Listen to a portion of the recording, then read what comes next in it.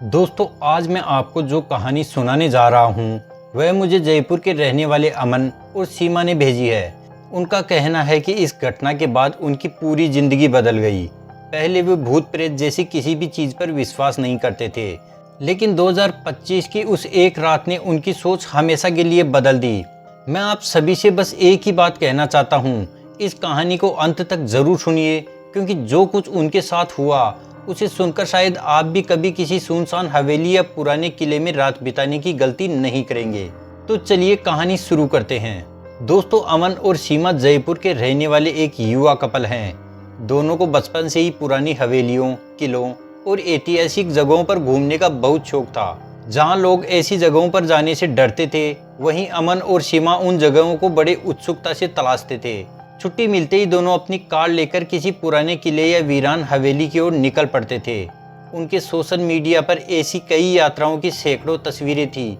कई बार लोग उन्हें कमेंट करके चेतावनी भी देते थे कि कुछ जगहें सिर्फ इतिहास नहीं, रहस्य भी अपने अंदर छिपाए बैठी होती है। लेकिन अमन हंसकर कहता, भूत वूत कुछ नहीं होते, ये सब लोगों की कल्पना है। सीमा भी उसकी बातों से सहमत रहती थी। एक दिन इंटरनेट पर उनकी नज़र एक ऐसी हवेली पर पड़ी जिसके बारे में लिखा था कि उसे भारत की 5 सबसे भूतिया हवेलियों में गिना जाता है। उसका नाम था मकराई की रहस्यमयी हवेली, जो उत्तर प्रदेश और मध्य प्रदेश की सीमा के पास घने जंगलों के बीच स्थित थी। हवेली की तस्वीरें देखकर दोनों की उत्सुकता और बढ़ गई। जगह जितनी डरावनी दिख रही थी, उतनी ही खूबसूरत भी थी। चारों तरफ जंगल, टूटी हुई ऊंची दीवारें, बड़े बड़े मेहराब और सैकड़ों साल पुरानी इमारत। अमन ने उसी समय कहा, सीमा, हम अगली ट्रिप यहीं की करेंगे। सीमा मुस्कुराकर बोली, अगर सच में वहाँ भूत है तो देख लेते हैं। दोनों ने अगले सप्ताह ही वहाँ जाने का फैसला कर लिया। जयपुर से ट्रेन पकड़कर लंबा सफर तय करने के बाद वे दोनों उत्तर प्रदेश के अंबेडकर नगर पहुँच गए। वहाँ से उन्होंने मकराई की हवेली तक जाने के लिए टैक्सी करनी थी, लेकिन यहीं से उनकी कहानी ने एक ऐसा मोड़ लिया जिसकी उन्होंने कभी कल्पना भी नहीं की थी। उन्होंने पहले टैक्सी वाले से कहा, भैया मकराई की हवेली चलोगे? यह सुनते ही टैक्सी वाले के चेहरे का रंग बदल गया। उसने तुरंत सिर हिलाते हुए कहा, नहीं साहब, वहाँ नहीं जाऊँगा। अमन ने पूछा, क्यों? पैसे ज़्यादा ले लेना। टैक्सी वाला धीमी आवाज़ में बोला, पैसे की बात नहीं है साहब, वहाँ दिन में छोड़ सकता हूँ, लेकिन शाम होने से पहले वहाँ से वापस आना पड़ेगा। रात को तो कोई उस रास्ते पर भी नहीं जाता। अमन मुस्कुराकर बोला, अरे भैया, आज के ज़माने में भी ऐसी बातों पर विश्वास करते हो? टैक्सी वाला कुछ पल चुप रहा, फिर बोला, साहब, विश्वास तो मैं भी नहीं करता, लेकिन मेरा एक दोस्त 4 साल पहले 2 लोगों को उसी हवेली में छोड़ने गया था। उन्होंने भी कहा था कि रात वहीं रुकेंगे। अगले दिन उनकी गाड़ी वहीं खड़ी मिली, लेकिन वो तीनों कभी नहीं मिले। पुलिस गई, जंगल छाना, हवेली छानी, लेकिन आज तक भी उनका कोई पता नहीं चला। ये सुनकर कुछ पल के लिए सीमा चुप हो गई, लेकिन अमन ने बात हंसी में उड़ा दी। उन्होंने दूसरे, तीसरे और चौथे टैक्सी वाले से भी बात की, लेकिन हैरानी की बात यह थी कि हर किसी ने लगभग एक जैसी चेतावनी दी कि अगर जाना ही है तो शाम होने से पहले वापस लौट आना। रात में वहाँ मत रुकना, क्योंकि रात को वहाँ जो भी रुकता है वो जिंदा वापस नहीं आता। लेकिन अमन और सीमा ने इन बातों पर बिल्कुल भी ध्यान नहीं दिया। आखिरकार उन्हें एक बुजुर्ग टैक्सी चालक मिला, जो भारी भरकम रकम लेने के बाद उन्हें वहां छोड़ने के लिए तैयार हो गया, लेकिन उसने भी रात में उनके साथ वहां रुकने से मना कर दिया। दोपहर करीब 3 बजे उनकी टैक्सी घने जंगलों से होकर उस वीरान इलाके में पहुंची जहां पर वो हवेली थी। जैसे ही हवेली दूर से दिखाई दी, दोनों कुछ क्षणों के लिए उसे देखते ही रह गए। हवेली सचमुच बेहद विशाल थी। उसकी टूटी हुई मीनारें, काले पड़े पत्थर, बंद खिड़कियां और चारों तरफ फैला सन्नाटा ऐसे लग रहा था जैसे सदियों से कोई वहां आया ही न हो। टैक्सी चालक ने हवेली के सामने सड़क पर गाड़ी रोकी। उसने उनका सामान नीचे रखा और आखिरी बार कहा, बेटा, अगर मेरी बात मानो तो शाम होने से पहले हवेली में घूम लो और वापस चलो।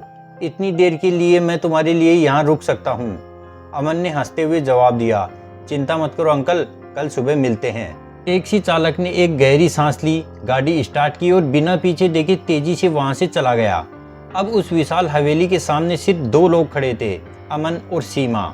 उन्हें बिल्कुल भी अंदाजा नहीं था कि जैसे ही सूरज डूबेगा, उसी के साथ उनकी जिंदगी की सबसे खौफनाक रात शुरू होने वाली थी। दोपहर के लगभग 3 बज चुके थे। दोनों ने अपना बैग उठाया और धीरे धीरे हवेली के मुख्य दरवाजे की ओर बढ़ने लगे। सैकड़ों साल पुराना वह विशाल लकड़ी का दरवाजा आधा टूटा हुआ था। उस पर जंग लगी लोहे की कीलें लगी थी। अमन ने हल्का सा धक्का दिया तो दरवाजा अपने आप चर्र की डरावनी आवाज के साथ खुल गया।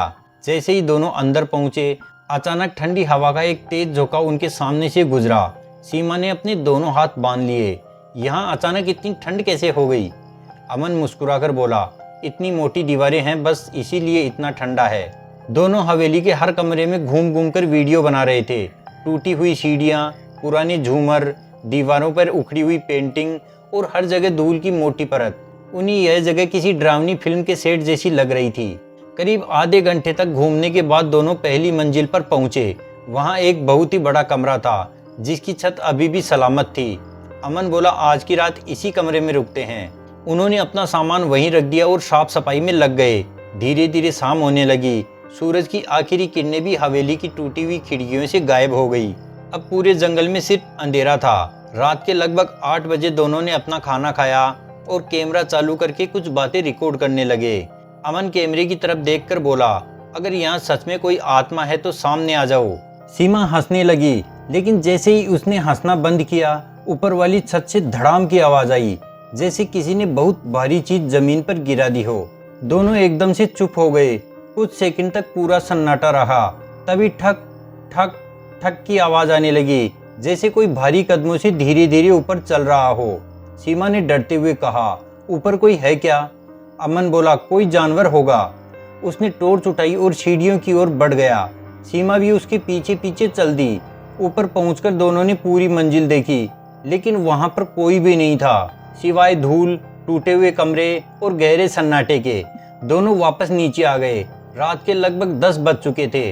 तभी अचानक हवेली के बाहर से किसी औरत के रोने की धीमी आवाज आने लगी। पहले तो उन्हें लगा कि शायद कोई गांव की महिला होगी, लेकिन धीरे धीरे वह आवाज और पास आने लगी और ऐसा लगने लगा जैसे कोई हवेली के मुख्य दरवाजे के ठीक बाहर खड़ा होकर रो रहा हो। सीमा ने धीरे से पूछा, इतनी रात को यहाँ कौन हो सकता है? अमन बोला, चलो देखते हैं। दोनों टॉर्च लेकर बाहर निकले। बाहर कोई भी नहीं था। चारों तरफ सिर्फ घना अंधेरा, ऊंचे ऊंचे पेड़ और ठंडी हवा। जैसे ही दोनों वापस अंदर की ओर मुड़े, वही रोने की आवाज फिर आने लगी, लेकिन अब वो आवाज हवेली के अंदर से आ रही थी। इस बार दोनों के चेहरे का रंग उड़ चुका था। आवाज कभी ऊपर वाली मंजिल से तो कभी नीचे वाली मंजिल से आने लगी, और कभी ऐसा लगता जैसे कोई बिल्कुल उनके पीछे खड़ा होकर रो रहा हो। अब अमन पहली बार थोड़ा घबरा गया। उसने तुरंत कैमरा निकाला, लेकिन जैसे ही कैमरा चालू किया, उसकी स्क्रीन अपने आप बंद हो गई। बैटरी अभी भी पूरी भरी हुई थी, फिर भी कैमरा बंद हो गया। उसी समय सीमा की टॉर्च भी एकदम से बुझ गई। दोनों ने एक दूसरे की तरफ देखा और तभी ऊपर वाले कमरे से किसी छोटी बच्ची के खिलखिलाने की आवाज पूरी हवेली में गूंज उठी। लेकिन उस हंसी में मासूमियत नहीं, बल्कि ऐसा डर था कि दोनों के शरीर में सिहरन दौड़ उठी। अभी रात के सिर्फ 10 बजे थे। उन्हें बिल्कुल भी अंदाजा नहीं था कि असली डर तो अभी शुरू भी नहीं हुआ था। कुछ सेकंड में ही उस लड़की की आवाज बंद हो गई, तो वो दोनों वापस ऊपर अपने कमरे में चले गए। लेकिन उन दोनों को डर के मारे नींद नहीं आ रही थी। रात के लगभग 12 बजे थे। पूरा जंगल सन्नाटे में डूबा हुआ था। हवेली के अंदर सिर्फ सीमा और अमन थे।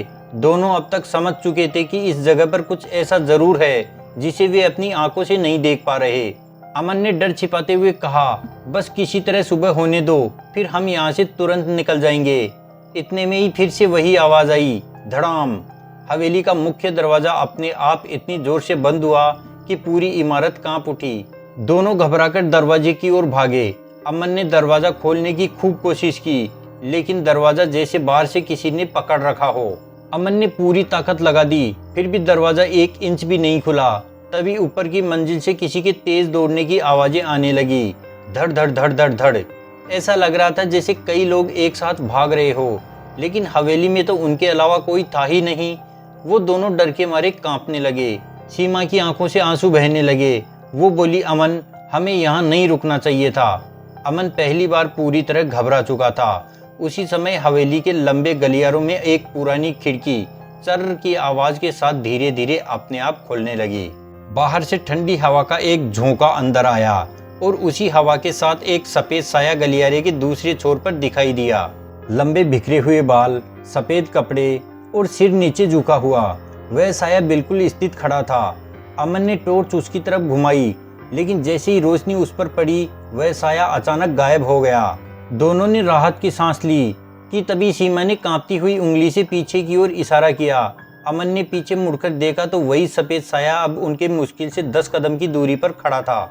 इस बार उनका चेहरा साफ दिखाई दे रहा था, आंखें पूरी तरह काली, चेहरा बिल्कुल पीला और होठों पर एक अजीब सी मुस्कान। दोनों की सांसें जैसे थम गई। कुछ सेकंड तक दोनों हिल भी नहीं पाए। फिर अचानक वह आकृति बिना पैरों की आवाज किए उनकी तरफ बढ़ने लगी। अमन ने सीमा का हाथ पकड़ा और दोनों पूरी ताकत से भागने लगे। वे हवेली के एक कमरे में घुसे और अंदर से दरवाजा बंद कर लिया।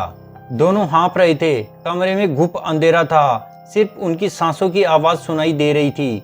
तभी बाहर से टक टक टक की आवाज के साथ किसी ने कमरे के दरवाजे पर दस्तक दी। पहले धीरे से, फिर जोर से और फिर इतनी जोर से कि पूरा दरवाजा हिलने लगा। सीमा डर के मारे रोने लगी। अमन ने डरते हुए पूछा, कौन है? लेकिन बाहर से कोई जवाब नहीं आया। फिर कुछ सेकंड बाद एक बूढ़ी औरत की धीमी आवाज सुनाई दी, दरवाजा खोलो, मैं तुम्हारी मदद करने आई हूँ। अमन ने दरवाजे के नीचे की छोटी सी दरार से बाहर देखा। वहाँ किसी औरत के पैर दिखाई दे रहे थे, लेकिन पैर उल्टे थे, एड़ियाँ आगे की ओर और पंजे पीछे की ओर थे। यह देखते ही अमन का पूरा शरीर शून्य पड़ गया। अब उसे समझ में आ चुका था कि दरवाजे के बाहर कोई इंसान नहीं था। दोनों बिना आवाज किए कमरे के एक कोने में बैठ गए। बाहर दरवाजे पर दस्तक लगातार जारी थी। फिर अचानक सब कुछ शांत हो गया। इतनी गहरी खामोशी छा गई कि उन दोनों को अपनी धड़कन भी साफ सुनाई दे रही थी। लेकिन यह सन्नाटा ज्यादा देर नहीं रहा, क्योंकि अगले ही पल कमरे की छत से किसी के धीरे धीरे उल्टा लटक कर नीचे आने की आवाज सुनाई देने लगी। और जब अमन ने कांपते हुए ऊपर टॉर्च की रोशनी डाली और जो उसने देखा उसे वो आज तक नहीं भूल पाया। उसके हाथ से टॉर्च लगभग छूट गई थी, क्योंकि छत से एक काली आकृति उल्टी लटकी हुई थी। उसके लंबे बिखरे हुए बाल नीचे लटक रहे थे। दो चमकती हुई सफेद आंखें सीधे अमन और सीमा को घूर रही थी, और उसके चेहरे पर एक ऐसी डरावनी मुस्कान थी जिसे शब्दों में बयां करना मुश्किल था। सीमा की चीख निकल गई, लेकिन जैसे ही उसने चीख मारी वह आकृति एक पल में गायब हो गई। पूरा कमरा फिर से खाली था। दोनों ने एक दूसरे की तरफ देखा। उन्हें समझ नहीं आ रहा था कि ये जो कुछ हो रहा है वो सच है या कोई भ्रम। तभी पूरी हवेली में एक साथ कई लोगों के जोर जोर से हंसने की आवाजें गूंज उठी। ऐसा लग रहा था जैसे सैकड़ों लोग उन दोनों को देखकर हंस रहे हो। अमन अब पूरी तरह से टूट चुका था। वह बोला, सीमा, अब बस किसी तरह यहाँ से निकलना है।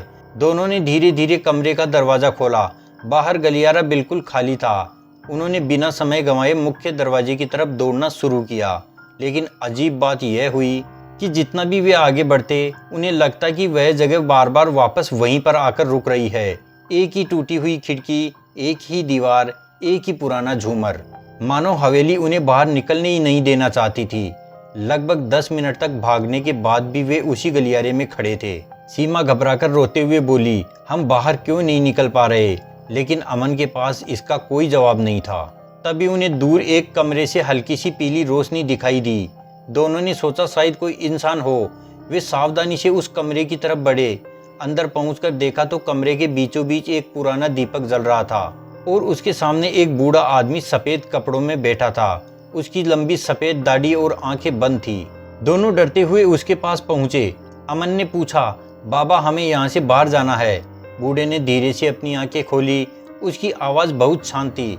वह बोला, मैंने तुम्हें दिन में भी यहाँ से लौट जाने को कहा था। अमन और सीमा एक दूसरे का चेहरा देखने लगे, क्योंकि उन्होंने तो इस आदमी को पहले कभी देखा ही नहीं था।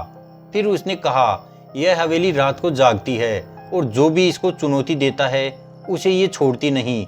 अमन ने हाथ जोड़कर कहा, हमसे गलती हो गई, हमें बचा लीजिए। कुछ पल तक बूढ़ा उन्हें देखता रहा। फिर उसने अपनी जेब से एक पुराना लाल धागा निकाला। वह धागा अमन के हाथ में देते हुए बोला, इस धागे को कसकर पकड़ लो दोनों, पीछे मुड़कर मत देखना, चाहे कोई भी तुम्हारा नाम लेकर कितनी भी आवाज लगाए। अगर एक बार भी पीछे देखा तो सुबह का सूरज नहीं देख पाओगे। यह कहकर बूढ़ा उठ खड़ा हुआ। वह आगे आगे चलने लगा। अमन और सीमा धागा पकड़े उसके पीछे पीछे चल पड़े। पूरे रास्ते उन्हें अलग अलग आवाजें सुनाई देती रही। कभी सीमा की माँ की आवाज़, कभी अमन के पिता की, कभी किसी बच्चे के रोने की, तो कभी कोई मदद के लिए पुकारता। लेकिन दोनों ने एक बार भी पीछे मुड़कर नहीं देखा। कुछ मिनट बाद उन्हें सामने हवेली का मुख्य दरवाज़ा दिखाई दिया। इस बार दरवाजा अपने आप खुल गया। दोनों पूरी ताकत से बाहर की तरफ भागे। जैसे ही वे हवेली की सीमा से बाहर निकले, पीछे से इतनी तेज चीख सुनाई दी कि दोनों के कदम वहीं रुक गए। लेकिन तभी उन्हें बूढ़े की बात याद आ गई कि कुछ भी हो जाए लेकिन पीछे मुड़कर मत देखना। वे सड़क की तरफ भागते रहे। 15 मिनट लगातार भागने के बाद जब उन्हें दूर सड़क दिखाई देने लगी और सूरज की हल्की किरणें जंगल में फैलने लगी, तब उन्होंने उस बूढ़े आदमी को देखने के लिए पहली बार पीछे मुड़ने की हिम्मत की। पीछे देखा तो वहां न हवेली के बाहर कोई इंसान था और न ही वो रहस्यमयी बूढ़ा। दोनों किसी तरह जंगल पार करके सड़क पर पहुंच गए। करीब आधा घंटे बाद उन्हें एक जीप आती हुई दिखाई दी। अमन ने पूरी ताकत से हाथ हिलाया। जीप उनके पास आकर रुक गई। अंदर बैठे दो ग्रामीण उन्हें देखकर हैरान रह गए। एक बुजुर्ग ने पूछा, क्या तुम दोनों रात को उस हवेली में थे? अमन ने कांपती हुई आवाज में कहा, हाँ। यह सुनते ही दोनों ग्रामीणों के चेहरे का रंग उड़ गया। उन्होंने बिना कुछ कहे तुरंत अमन और सीमा को जीप में बैठाया और वहां से तेजी से निकल गए। रास्ते भर कोई कुछ नहीं बोला। करीब 20 मिनट बाद वे एक छोटे से गांव में पहुंचे। गांव वालों ने दोनों को पानी पिलाया। कुछ देर बाद जब अमन ने पूरी रात की घटना सुनाई तो वहां बैठे कई बुजुर्ग चुप हो गए। फिर गांव के सबसे बुजुर्ग व्यक्ति ने धीमी आवाज में कहा, तुम दोनों बहुत भाग्यशाली हो। अमन ने पूछा, क्यों? बुजुर्ग बोला, क्योंकि आज तक जिसने भी रात के समय उस हवेली में जाने की हिम्मत की वह जिंदा वापस नहीं लौटा। यह सुनकर अमन और सीमा के शरीर में फिर से सिहरन दौड़ गई। तभी अमन को उस रहस्यमयी बूढ़े आदमी की याद आई। उसने गांव वालों से पूछा, एक सफेद दाढ़ी वाले बाबा ने हमें बाहर निकाला था, वह कौन थे? ये सुनते ही वहां बैठे सभी लोग एक दूसरे का चेहरा देखने लगे। कुछ सेकंड तक पूरा माहौल बिल्कुल शांत रहा। फिर एक बुजुर्ग ने घर के अंदर जाकर एक पुरानी धूल से ढकी हुई तस्वीर लाकर अमन के हाथों में रख दी। तस्वीर देखते ही अमन के हाथ कांपने लगे, क्योंकि उस तस्वीर में वही बूढ़ा आदमी था जिसने रात को उन्हें हवेली से बाहर निकाला था। अमन ने तुरंत कहा, हाँ यही थे, इन्होंने ही हमें हवेली से बाहर निकाला था। लेकिन अगले ही पल उस बुजुर्ग ने जो बताया उसे सुनकर अमन और सीमा के पैरों तले से जमीन खिसक गई। उन्होंने कहा, ये बाबा इस गांव के आखिरी रखवाले थे, लेकिन इनकी मौत लगभग 30 साल पहले हो चुकी है। अब भी कई लोग इन्हें उस हवेली के आसपास देखने का दावा करते हैं। अगर ये बाबा रात में तुम्हारी मदद न करते तो शायद आज तुम दोनों जिंदा न होते। कुछ देर आराम करने के बाद गांव वालों ने उन दोनों को अंबेडकर नगर तक छोड़ दिया। वहां पहुंचकर उन्होंने उसी टैक्सी चालक को ढूंढा जिसने उन्हें पिछली दोपहर हवेली तक छोड़ा था। जैसे ही उसने अमन और सीमा को जिंदा देखा, वह कुछ पल तक उन्हें देखता ही रह गया। फिर वो बोला, मैंने तो सोचा था कि अब तुम लोगों को कभी वापस नहीं देख पाऊंगा, लेकिन तुम दोनों को वापस देखकर बहुत ही खुशी हुई। अमन ने उससे सिर्फ इतना ही कहा, आप सही कह रहे थे, हमें आपकी बात मान लेनी चाहिए थी। उस दिन के बाद अमन और सीमा ने कभी भी किसी वीरान हवेली या पुराने किले में रात बिताने की गलती नहीं की। आज भी वो घूमने जाते हैं, लेकिन शाम ढलने से पहले सुरक्षित जगह लौट आते हैं। दोस्तों, अमन और सीमा ने हमें यह कहानी सिर्फ इसलिए भेजी है ताकि कोई और उनकी तरह रोमांच के चक्कर में अपनी जान जोखिम में न डालें। अगर आप भी कभी किसी सुनसान हवेली, खंडहर या जंगल में जाएं, तो स्थानीय लोगों की चेतावनी को अंधविश्वास समझकर नजरअंदाज मत कीजिए, क्योंकि कुछ जगहों के रहस्य ही बने रहें तो शायद वही बेहतर होता है। ये थी जयपुर के अमन और सीमा द्वारा हमें भेजी गई उनकी डरावनी आप बीती। अगर आपको यह कहानी पसंद आई हो तो इसे अपने दोस्तों के साथ जरूर शेयर करें। और अगर आप भी किसी ऐसी ही रहस्यमयी या डरावनी घटना के गवाह रहे हैं तो अपनी कहानी हमें भेज सकते हैं। हो सकता है अगली बार आपकी कहानी मैं इस चैनल पर सुनाऊं।